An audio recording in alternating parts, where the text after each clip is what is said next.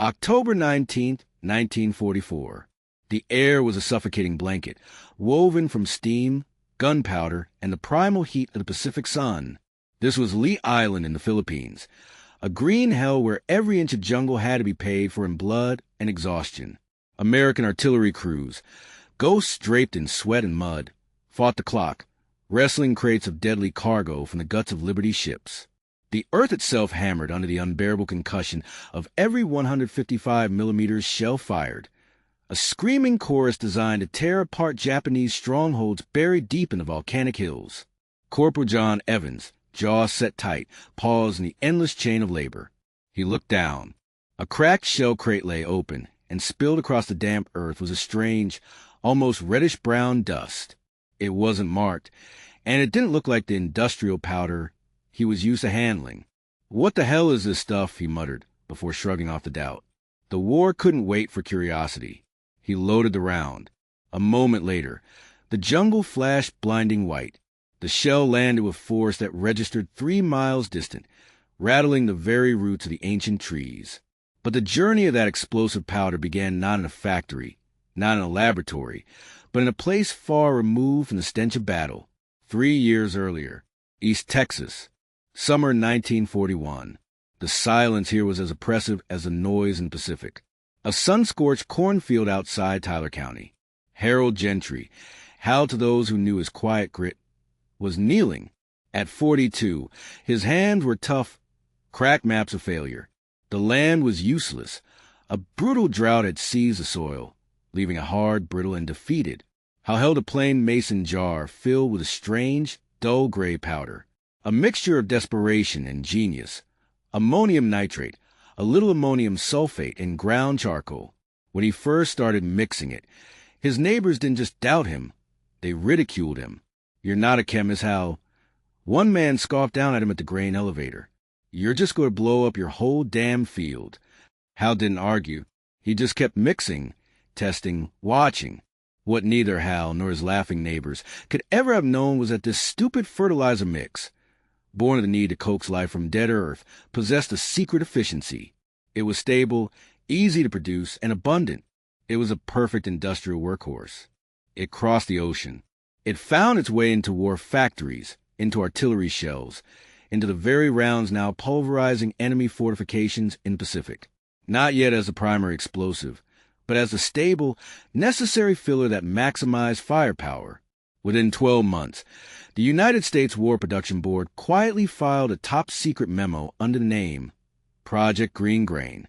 By 1944, thousands of tons of American munitions carried the trace elements of a formula that began in one man's 120-acre cornfield in East Texas. They called him just a farmer. They said his mix was foolish. They were profoundly wrong. This is a true story of how one overlooked man, armed only with stubborn resolve and no formal education, created an engine of firepower that echoed across jungles half a world away, something that helped win a war. And it all started with dirt. Harold Hal Gentry and the soil that defied Texas. Hal Gentry was born on August 15, 1908, in the quiet piney woods of Tyler County, Texas. His father, Ernest Gentry, was a second-generation corn farmer.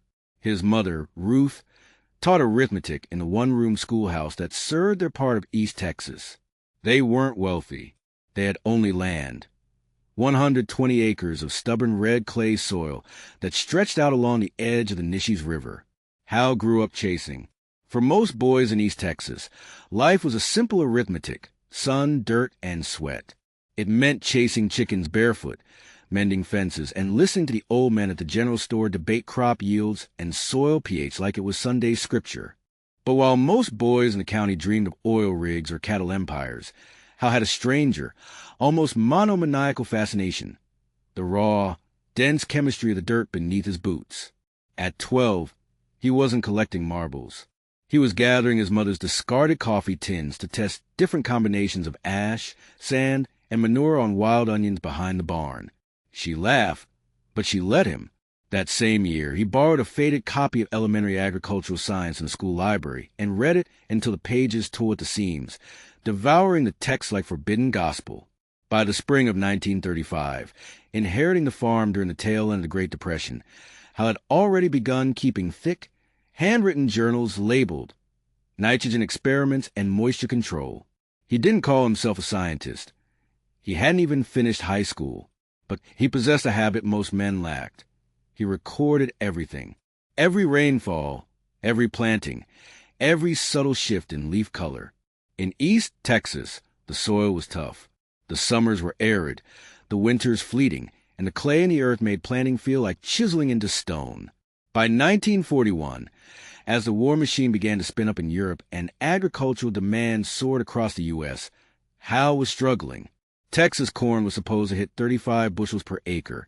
Hal was stuck at a miserable 28. That's when he made the mix. It began with ammonium nitrate, a common nitrogen-rich fertilizer. But Hal noted it leached too quickly in his fields. The vital nitrogen vanished before the crops could grasp it. He added ammonium sulfate, hoping the heavier sulfur compound might slow the release. It helped, but only slightly. Then came the charcoal. Ground down, pulverized to fine, black dust. It absorbed moisture and held the volatile compounds together in a way that surprised even Hal. The texture changed, becoming dense and stable. The soil stayed cooler, richer, greener. He called it Gentry Mix TX41, and the laughter started immediately. "This ain't no science lab, Hal," a neighbor sneered. "You're making barbecue rub for your plants." But something profound was happening. On a 3-acre test plot, Hal's corn came in taller, darker, and impossibly green. He recorded a yield of 40 bushels per acre, a jump of more than 40%. He tested it again and again, adjusting the ratios, and the numbers held firm.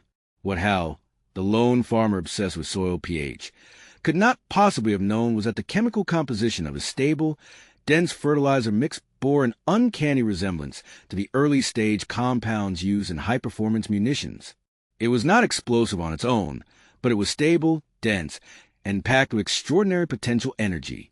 In a world now rushing toward global war, where every scrap of captured nitrogen could mean the difference between a victory, the simple bag of nitrogen, purchased at the county co-op, was about to become a national secret. Hal Gentry's innocent quest to save his corn had stumbled onto the dark heart of wartime chemistry. The question wasn't if fertilizer could grow crops, but how easily it could turn into a weapon. Hal Gentry didn't know he was handling the bones of a bomb. For him, ammonium nitrate, the white crystalline salt, was salvation for the struggling East Texas dirt, a powerful jolt of nitrogen.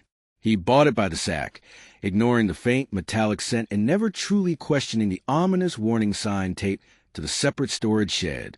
Neighbors used it sparingly, always buffered by lime or gypsum. But Gentry, desperate, pushed the boundary. He wasn't an anarchist. He was just a farmer fighting the drought, trying to keep his corn stalks breathing through the furnace of a Texas summer. The terrible irony?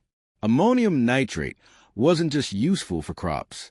Given the right catalyst, this simple farm supply could destroy structures, shatter concrete, and tear armor plating like paper. It was fundamentally one of the most versatile and devastating dual-purpose compounds in the history of modern warfare. This is pure chemistry, formed from ammonia and nitric acid. The resulting salt holds a massive amount of excess oxygen, making it a perfect oxidizer. For the roots, it delivers life-giving nitrogen.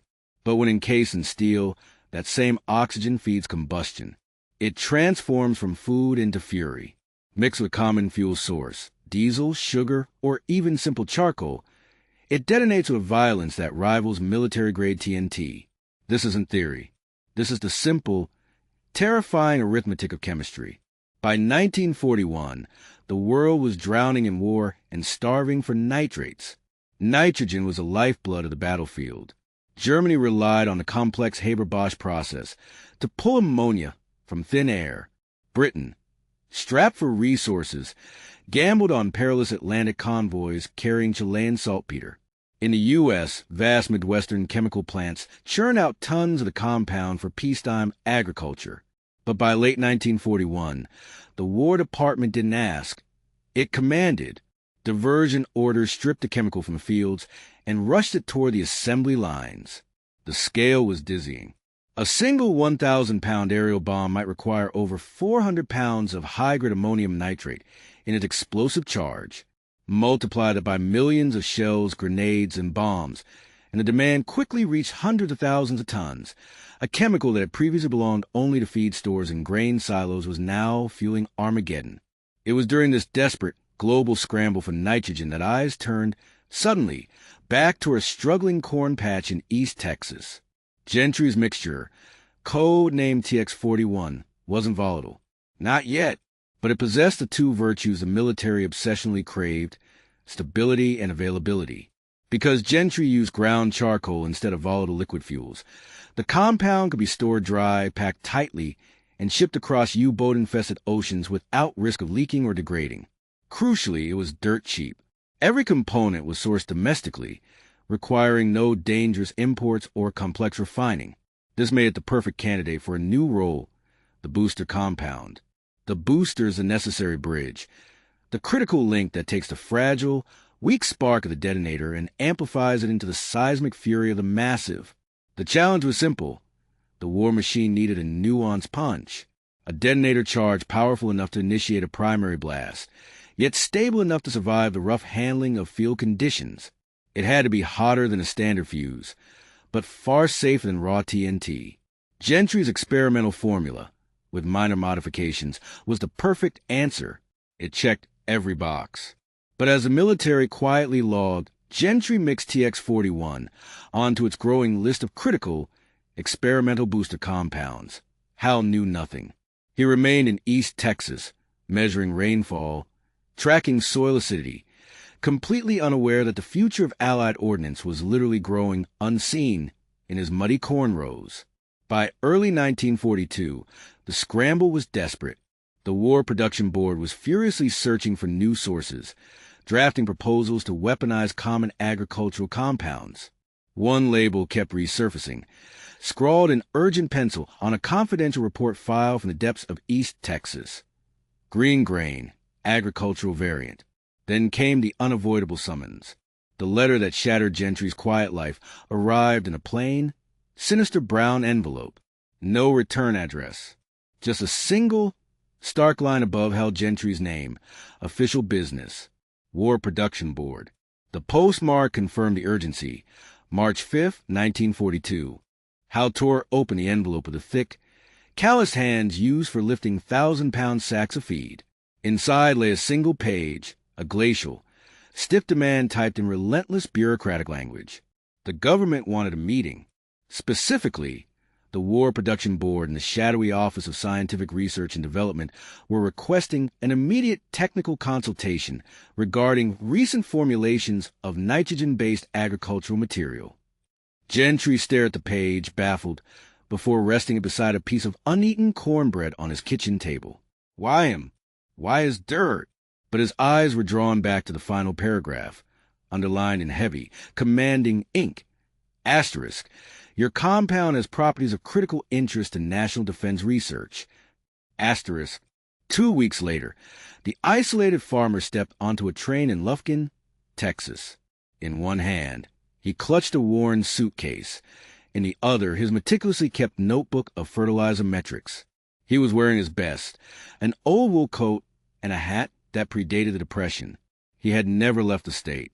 By the time he arrived in Washington, D.C., the cherry blossoms were blooming, masking the capital's fever-pitch tension. Japan had seized the Philippines. U-boats prowled the Atlantic periphery. The country was in a desperate race, not just to supply its own surging armies, but the entire, reeling Allied war machine. Gentry was ushered through a side entrance of a stark, nondescript government building off Pennsylvania Avenue. There was no fanfare, no escort, just a clipped handshake from a man in a featureless gray suit who identified himself simply as Mr. Hartley. They led him into a chilling, windowless conference room. 2 men were already waiting, one in a pristine white lab coat, the other adorned with a heavy gold of high military brass. A pitcher of ice water sat untouched, radiating cold silence at the center of the table. Hal set down his notebook and waited. What followed was not a consultation. It was an exacting interrogation. They demanded to know everything about his mix, The exact preparation, the specific temperatures, the chemistry, and precise agrarian logic behind every single ingredient. Hal Gentry, nervous but steady, laid out his findings. He spoke of rich black Texas soil, of nitrates leaching quickly in the spring rain, of fine charcoal dust balancing the moisture. He detailed how his corn yield soared by 40%. He spoke of agriculture. But the men in uniform saw only chemistry. They saw an engine of destruction. Gentry never uttered the word explosion. The military men did. Colonel Julius Black, his face etched with grim calculation, leaned across the oak table. "Mr. Gentry," he said, the silence in the room heavy, "are you aware that your fertilizer, with negligible modification, meets the critical density and energy thresholds for military ordnance?" Gentry simply stared. "Sir, I just wanted my corn to grow." Black allowed himself a thin, dangerous smile, though his eyes remained cold. "Mr. Gentry, you didn't grow corn. You just invented a booster charge superior to anything we currently field." Details were sparse. Security was paramount. Gentry signed papers promising compensation, a meager sum for an earth-shattering discovery and permanent consultation. Officially, he would return to his dusty Texas farm, a civilian ghost maintaining operational secrecy. Before he left, a man named Hartley delivered a chilling summation. "What you made isn't a bomb, Gentry, but it's the heart of the delivery system. And with the war the way it is, that may be just what we need." Gentry returned to Texas, weighted not by pride, but by confusion, and the awful certainty that the soil beneath his boots was no longer entirely his own. The innocent fertilizer experiment was now locked down, rebranded Project Green Grain. By the summer of 1942, the war arrived in the heart of Texas, not with the sound of incoming artillery, but with the roar of bulldozers and the incessant grind of rail cars. Near the quiet East Texas town of Karnak, pristine pine forests were decimated. In their place, a vital, secretive industrial behemoth rose, the Longhorn Army Ammunition Plant, covering over 8,500 acres, 13 square miles of ordnance warehouses, loading docks, and endless production lines. Its sole purpose was the mass production of trinitrotoluene, TNT. But the war machine was ravenous. It demanded more than just a primary explosive. It required components, fillers, stabilizers, and, critically, boosters. Materials that could stretch the limited supply of TNT further without sacrificing a fraction of lethal firepower. This necessity forged a path for Hal Gentry's unwanted legacy. Deep inside the administrative complex, anonymous hands typed a request. Green Grain Booster Variant TXF-41.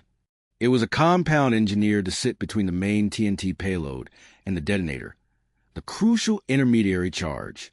The adaptation from the original agricultural mix was minor. The charcoal ground to a micronized dust, paraffin wax introduced to conquer moisture. At the Aberdeen Proving Ground in Maryland, the results silenced every skeptic.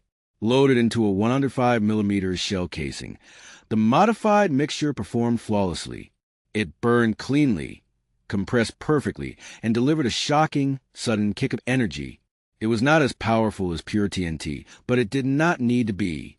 It was a crucial amplifier, a chemical scalpel designed to transfer kinetic energy with devastating, near-perfect consistency. Back in Karnak, the Longhorn plant was a fortress of scientific rigor, and initial resistance to the formula was fierce. "We are trusting a farmer's dirt recipe inside live artillery," scoffed one skeptical supervisor. But war respects no pedigree. The invasion of North Africa had drained munition stocks dry, and the expanding Pacific theater was swallowing strategic resources whole. Crucially, the vital raw material, twine, needed for conventional TNT, was running dangerously low.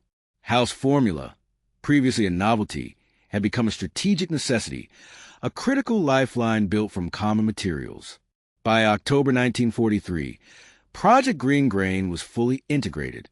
The explosive mix, sealed in drums labeled only Booster Variant C, bypassed standard manifest logs, known only by the cryptic formula code TXF-41. Thousands of 105mm and 155mm shells were now secretly carrying the power of the prairie. Hal Gentry remained unaware of the industrial scale of his contribution. He still rose before the sun, tending his rows of corn, meticulously logging rainfall in a spiral-bound notebook. Every 2 weeks, he received a crisp, plain envelope containing a check and a single, curt update. Asterisk, field results acceptable. Continue support. Asterisk, he asked for nothing more. To him, the measure of success was knowing that something built with patience, dirt, and relentless trial and error might help bring the war to an end. Deep inside the Longhorn facility, the elite engineers had given a legend, a nickname whispered only behind locked gates: the farmer's fire. Yet, no wartime experiment survived without risk. And in early 1944, Gentry's pivotal mix faced collapse, not by enemy ordnance, but by an insidious domestic threat. The alarm sounded on a bleak, rainy February morning. A routine quality inspection flagged multiple barrels of TXF-41. A microscopic flaw in the storage chain had allowed moisture to creep in, softening the volatile compound into useless, compromised clumps. The reading was catastrophic: 5.2% moisture by weight. The unforgiving military safety threshold was 3. Initially, the inspection team suspected simple negligence, a poorly sealed drum. But a second batch failed the same brutal test. Then a third. Within 72 hours, the entire booster line, involving green grain, ground to a grinding halt. Production delays spiraled. A major warfront offensive was approaching. Tension became palpable fear. Hal Gentry was summoned from his farm. He arrived at the imposing gates of Longhorn wearing the same worn field jacket and hat, still carrying the faint, earthy scent of diesel and soil. He was waved past the security checkpoints without delay or ceremony. Inside, men in immaculate white coats, clipboards clutched tightly, strode frantically between sterile labs and testing bays. Hal, the farmer transported to this cathedral of science, felt utterly alien. They brought him to a long, cold metal table. The vast storage warehouse held a secret volatility. 2 drums of the wet chemical mix had been opened, and the air was thick with the acidic, metallic tang of propellant. A chemist, his gloved fingers stained yellow, held up a sample of the grain booster and let it crumble like dry earth. "It's unstable," he reported, his voice devoid of inflection but heavy with implication. "If this material had been shipped overseas, we'd be facing catastrophic misfires. Or worse, premature detonation." How? The engineer responsible for formula pushed past the lab technicians, demanding access to the warehouse logs. For 30 agonizing minutes, he pored over production notes, tracking temperatures and humidity readings, spotting the deadly pattern the laboratory team had missed. Every single failed batch had been routed through the new wing of the warehouse, the only section lacking active dehumidification systems. Hal slammed his finger down on the manifest, marking the fatal error. The room fell into a heavy, incriminating silence. The lead supervisor ran a frantic, trembling hand through his hair. "Are you telling me this wasn't a formula problem?" Hal met his desperate gaze. "Not if the mix was dry going in. You can't blame the dough if the oven's leaking." The fix was immediate. All drums were relocated, and the climate controls were drastically upgraded. But the incident left a deep, corrosive scar. Senior officials at the War Production Board now viewed the revolutionary green grain booster with profound suspicion. Suggestions began circulating about abandoning the high-efficiency compound entirely and reverting to older, less powerful powders. Then came the disaster that extinguished all remaining goodwill. In March, at Loading Station 4, a violent, deafening thump echoed across the plant floor. Not a full-scale explosion, but a concussive deflagration during the complex shell packing process. 3 workers were caught in the blast and grievously injured. The preliminary AAR cited static discharge from a metal tool. But when word leaked that the shell had been packed with the controversial TXF-41, Hal's new mix, whispers of negligence turned into screeching national headlines. Hal was officially cleared of direct implication, yet he felt the responsibility like a physical burden. That night, he sat alone on his porch, a ledger forgotten in his lap, a cigarette burning down between his fingers, a habit he rarely indulged in, but this night demanded it. He did not sleep. At dawn, he drafted a single handwritten letter to the plant manager. "If you think the mix isn't safe," the note pleaded, "stop using it. I didn't make this compound to hurt anyone. The reply arrived 3 days later, typed in cold, formal script. Asterisk, we are resuming green grain use. The issue was procedural, not chemical. Your mix remains valuable. So due, asterisk. It was not praise, but it was acceptance. Hal returned to his life. The doubts never vanished, but among the rise of the corn and the low hum of the wind, he reminded himself that risk was part of war, and risk was part of discovery. If his volatile, high-efficiency compound had a part to play in winning the conflict, he would see it through, even if no one ever spoke his name. This dangerous new ordnance was shipping overseas, destined for the farthest reaches of the Pacific. October 20th, 1944. The American invasion fleet arrived off Leyte Island. At dawn, the first American boots hit the shores.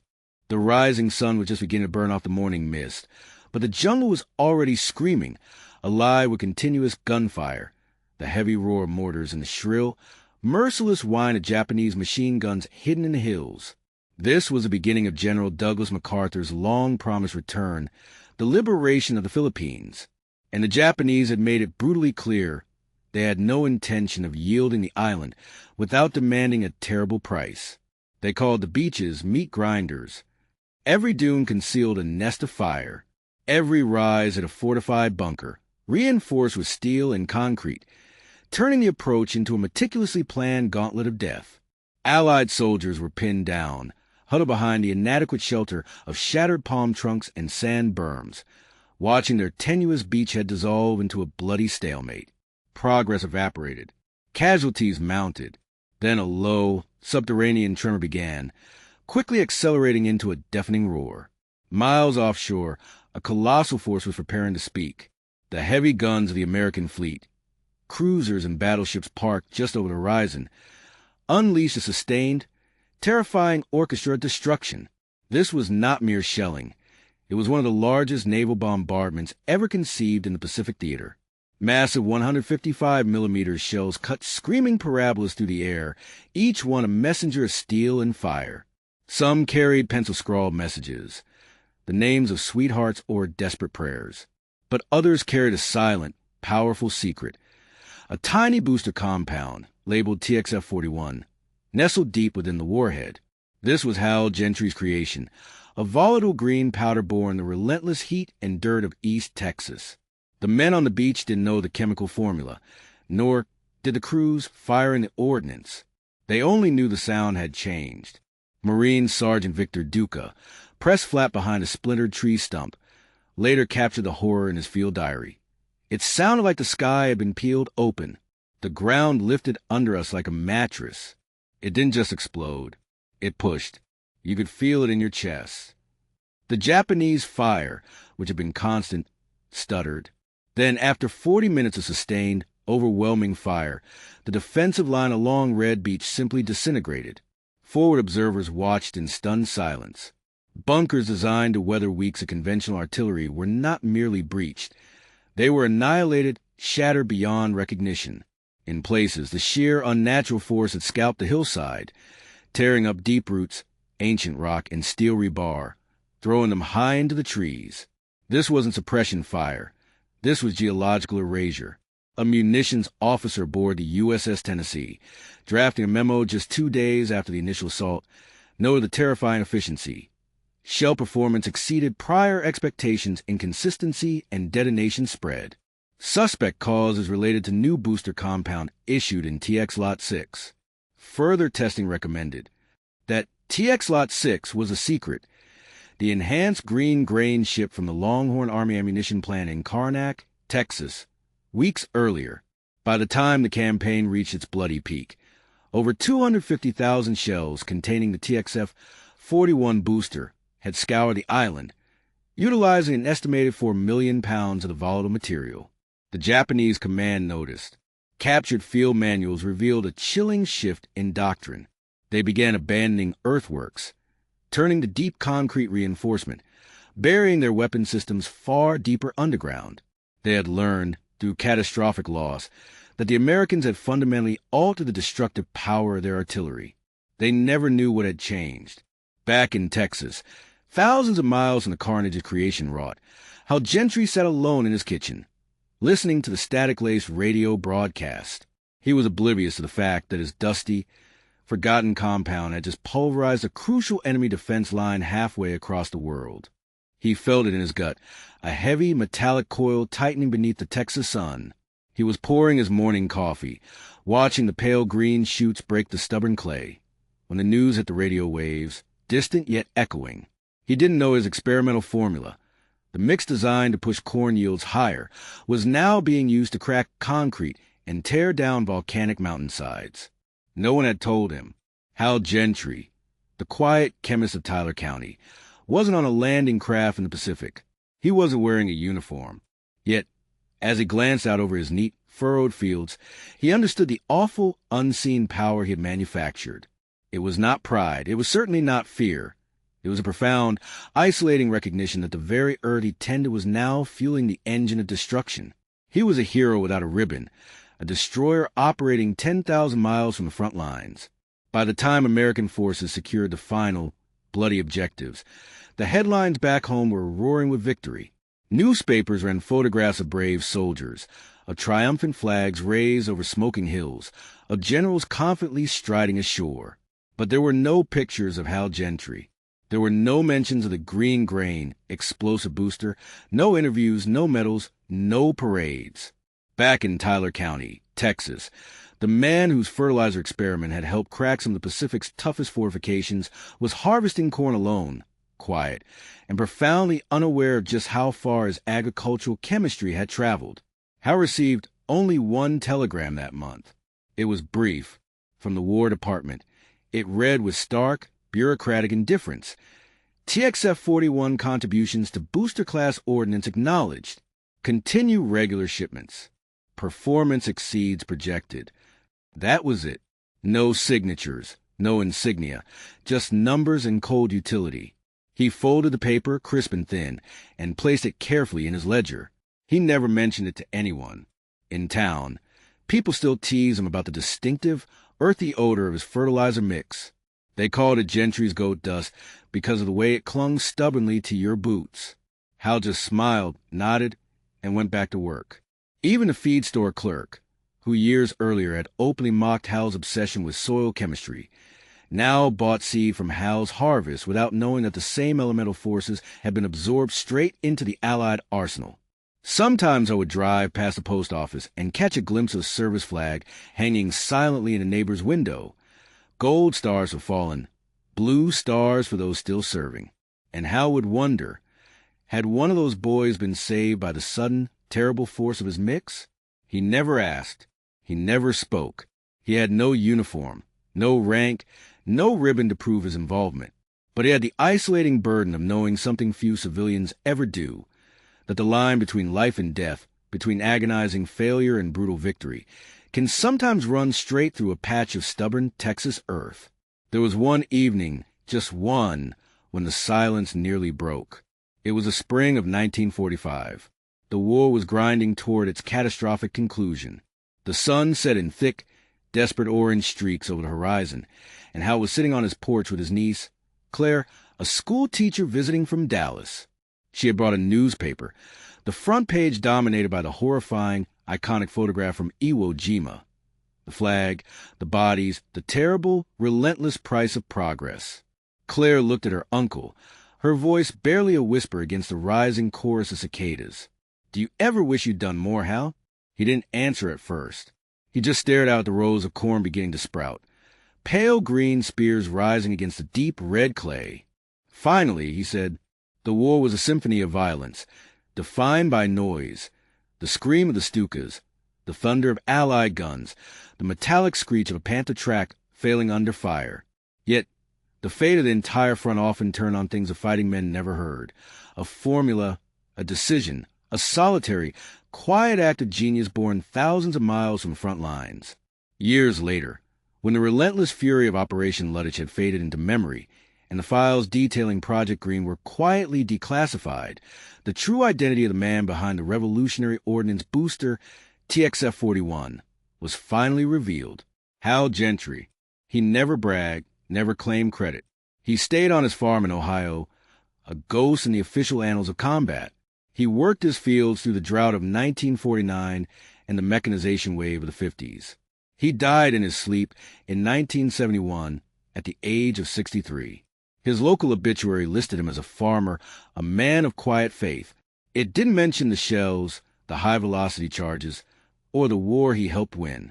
But in a filing cabinet in Washington, D.C., inside a folder once marked Confidential Ordnance Materials, Booster Class C, the name Gentry was still there, a farmer, a nobody, a hero without a uniform.